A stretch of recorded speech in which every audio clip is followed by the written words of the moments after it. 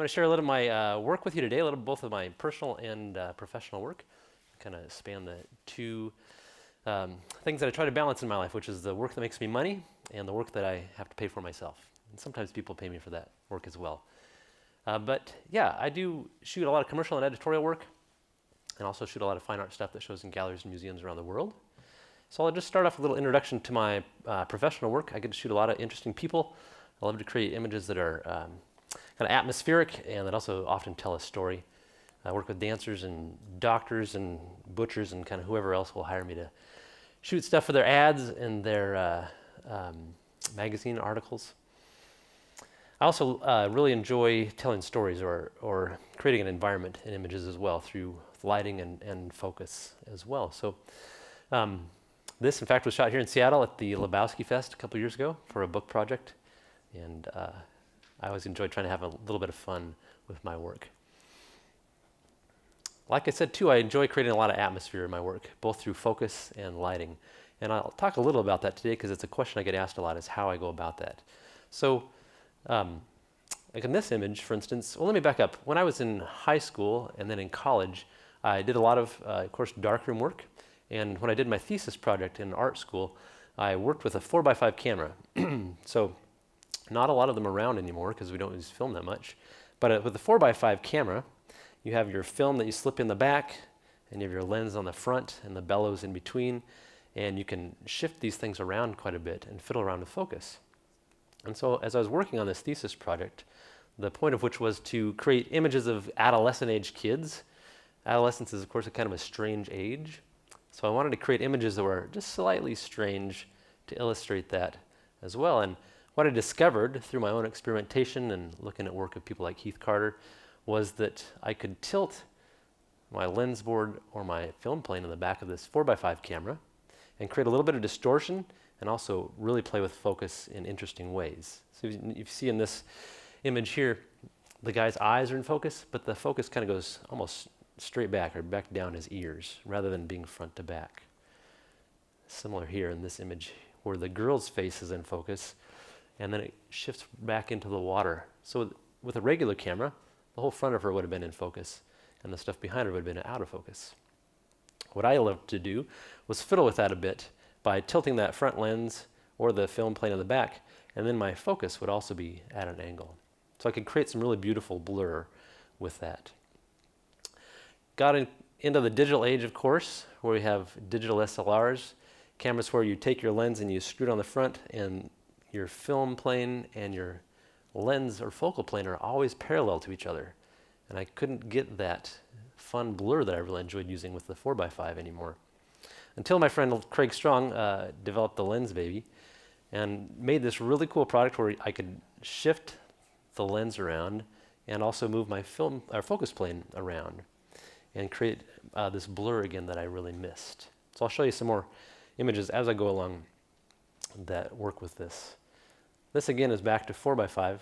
About 10 years ago I had a artist residency in the woods that got burnt out in Central Oregon, where I was out there with residents of the area, just photographing them in these strange costumes, trying to create these surreal images in these surreal landscapes.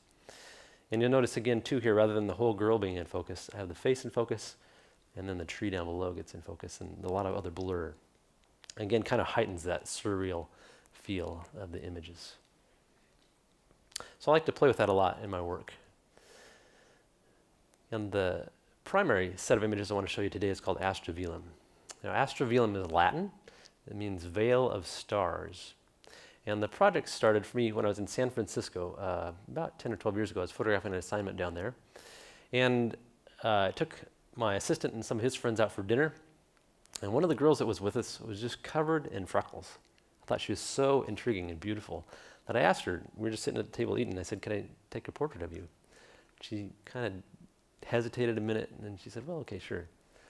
So we stepped outside because the only light in this whole pub was coming from the neon signs in the front of the building. And I photographed her just straight on, really close up, just put her eyes in focus at I think I just had a 50mm lens with me. Took a portrait, and it was really the most beautiful image, in my personal opinion, that I'd taken that whole year, that particular image. And it really got me thinking about photographing people with freckles. That was the genesis of the project, is that simple. So I started looking for friends and family that had freckles and came across April. This is our friend April here. She grew up with me and my sisters. She was a friend of my sister's. And April came over one day, we did some photography together, created this image. And she told me this story. She said, when I was a kid, I came in from playing outside one day, and my grandma said, go wash up. You're all dirty, go wash up, and we'll have some dinner. So she went and washed up, scrubbed up, came back, and her grandma said, oh, you're still dirty. Go back and wash up some more. And April, I think she started to cry. She said, Grandma, I already washed up. There's nothing left on my skin except for my freckles. And so she had this self-awareness, a self-consciousness about her freckles, I think, from that point on, that stayed with her. And I got stories like that frequently from people with freckles. A lot of them would say they either wanted to hide them because they didn't feel like they fit in with the beauty culture in America, so they'd cover them with makeup, or they'd want to bleach them off, or they'd want to not go out in the sun during the summer so they wouldn't get darker. They really didn't feel like they fit in to this kind of flawlessness, the ideal of flawlessness in American beauty culture. So again, I started chewing on that, and I thought, I'd love to continue this project and try to create these images that try to create something beautiful out of something many people think of as a blemish. Now, of course, not everybody thought of their freckles as blemishes, but in the beauty culture that we have in America, where everything is flawless, this is something I wanted to think about in my images. So I went out, found all these people little by little over several years, whether they were friends or family or people I found on Craigslist, and created this set of images. Different cultures, different ages, different faces. Really wanted to draw the attention to the eyes and the skin, so I would shoot mostly, very simply, using Canon 5D gear. People ask me this technical stuff all the time, so I'll just tell you what it is right up front. I'd usually shoot with a Canon 5D. I usually would shoot with either just a 50mm 1.8 or 1.2 lens, so I could get really shallow depth of field, or I'd shoot with a Lensbaby where I could move that focus around. This is a Lensbaby image here. You can see again the focus is on the face, and all the other stuff just goes into this beautiful blur, which I also think is really beautiful. This is another Lensbaby image, an earlier version. They think they call it the spark now, where you can see the blur kind of happens all around the image, and the center area is in focus, the sweet spot. And it really kind of adds to the intensity of this kind of tiger-like image of this girl with freckles. And here, just a soft, sweet, intimate image. Again, using the Lensbaby to create some blur. I think this is with the Edge 80 lens. I'd find people ask me this all the time, I'd find people by just looking around and seeing who I could see. I'd put some posts on Craigslist explaining the project. People would come out of the woodwork and want to be photographed for this project. And like with any project, as it went along, more people kind of came out of the woodwork. They'd see it somewhere and they'd say, oh, Fritz, can you photograph me too? In fact, the work was in National Geographic's blog in July. I think they had 30,000 likes on Facebook, and I got all these emails from people all over the world asking if I could photograph them, including somebody in Australia. So I said I'd let them know next time I was in Australia, see if I could get together with them.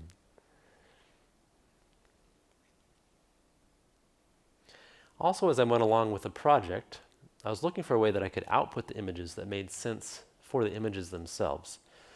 And I tested a lot of different ways of outputting images. Of course, it's digital inkjet output, played around with tintypes and a number of other things. And it finally dawned on me after a while that Photogravure would be the kind of the perfect output for this particular project, both because it's handmade and textured, and also because the images kind of have a historical look to them. And Photogravure is, of course, a very old process. It was one of the first reproduction processes for images when photography first started. I had seen some Photogravures before, and I thought, man, I'd love to try this. So I took a little class with a Portland printmaker who was an expert at them. And we pulled our first print off the press, that first workshop, and everybody, myself included, our jaws just dropped at how beautiful the prints were.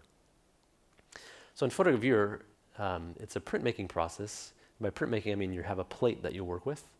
So we actually etch a plate with the image. so it becomes grooved with the image. You have to ink it. I ink it by hand, and buff the plate off. Put that plate on a press bed with a piece of paper over it and run it through the press. And that press puts 40,000 pounds of pressure rolling over that plate and pulls the ink out of the plate and into the paper. So you pull it off, and you have an embossed image into the paper with this beautiful texture and these lovely tonal gradations. And it just feels just right for the images themselves. So I really try from the beginning to the end of the project to have both the work I shoot and the way I edit it and the way I output it make sense for the images themselves. They have to have integrity for me. This girl was somebody I met at a workshop that I was teaching at a middle school. So you just never know where you find somebody. This girl was a guest at a wedding I happened to be at. And I asked her if I could photograph her, and she was surprised and flattered and said yes. So she came over. And most of these images I shot very simply. Mostly they were in my backyard or in the stairwell of my basement with the window or the door open, so light was coming through. Just really simple light, and it allowed me to be very intimate with the person I was photographing, because we're working oftentimes just inches apart. I might have a reflector with me, but usually that's it. So I'm either working with natural light from the sky or through a door or window, and also potentially a reflector. And again, just a simple camera, 50 millimeter lens or a Lensbaby, in order to create these really intimate images. This girl I met at the park. I was babysitting my nephew one day. We were out playing on the playground structure, and this girl was there with her 2 boys, and we just started talking, and it turned into a photo session the next week. So you never know where you'll find somebody. Just keep your eyes open.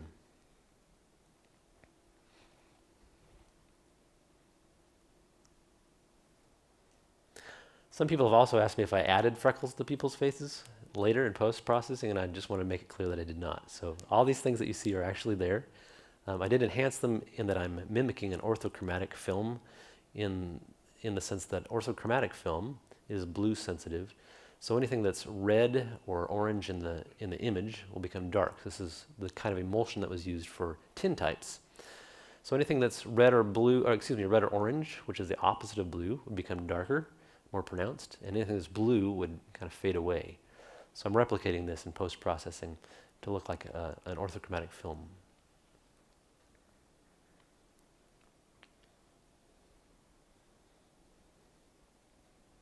This girl was the massage therapist at my chiropractor's office.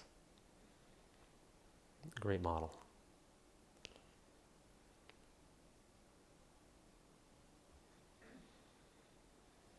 So that's the Astra Velum body of work. I'd like to take just a moment to share a few tips for you guys. I teach workshops here and there around the country about the fine art portraiture. And I've noticed probably 3 things that are most intimidating to my students. So I'll just share a few thoughts with you guys about creating your own fine art portraits, how you get a project started and done. And the first is to keep your eyes open. Like I've been talking about the whole time here, there are interesting people all around you every day. Today already in the expo this morning, I saw 2 people that if I were here long enough and had the gear, I would love to photograph them. So I'm the consummate people watcher, which some people are a little creeped out by, but I'm not a creep, so it's okay, I promise. But honestly, if you're just a nice, honest, real person with somebody, they're usually pretty flattered that you'd be open to talking to them and photographing them. So keep your eyes open and see what's around you. I also just moved outside of Portland onto 5 acres in farm country. And we've been there 6 months, and I'm already photographing 2 people that are neighbors of ours. So I found this one guy who walks the loop where we live. I'm out walking or jogging, and I met him a few times, and he's this really nice old Vietnam vet that's physically struggling, but still mentally active. And he creates this really interesting 3D carved wood sculptures that he turns into fences and doors. So I've been photographing him at work in his place. And another girl I met, she trains horses in her backyard and rehabs horses. So keep your eyes open. You never know who you're going to see and meet that might be worth photographing. The second tip would be set goals for yourself. Creating a body of work just happens 1 step at a time. I learned this when I was in high school and college. Somebody gave me this advice, which was if you set a goal photographing just one person a week. Set up one portrait session between now and December. By mid-December, you'd have 8 portrait sessions done, and probably a pretty darn good body of work started already. So it doesn't take much, but sometimes you have to be intentional about getting work done. So setting goals for yourself helps a lot. And last but not least, don't be afraid. Like I mentioned before, most people will be flattered that you want to photograph them. I'm always flattered when somebody wants to photograph me, even though I don't think I'm that photogenic. But anytime I talk to somebody else about photographing them, they're usually pretty happy to let me do it, especially if they know they're going to get some free pictures out of the deal. But my students often have trouble not just approaching people and asking them if they can photograph them, but also they're intimidated by talking with people while they photograph them. And they're also intimidated by giving people direction. So I just encourage people to practice, to ask, and to start photographing and to not be afraid. Because again, people are pretty flattered, people are pretty honored that you'd want to photograph them, especially if you're going to make something really beautiful out of it. So that's my work. You can see more of it online at fritzphoto.com and fritzliedtke.com. And I just encourage you guys to keep your eyes open and to make something beautiful. So thank you very much.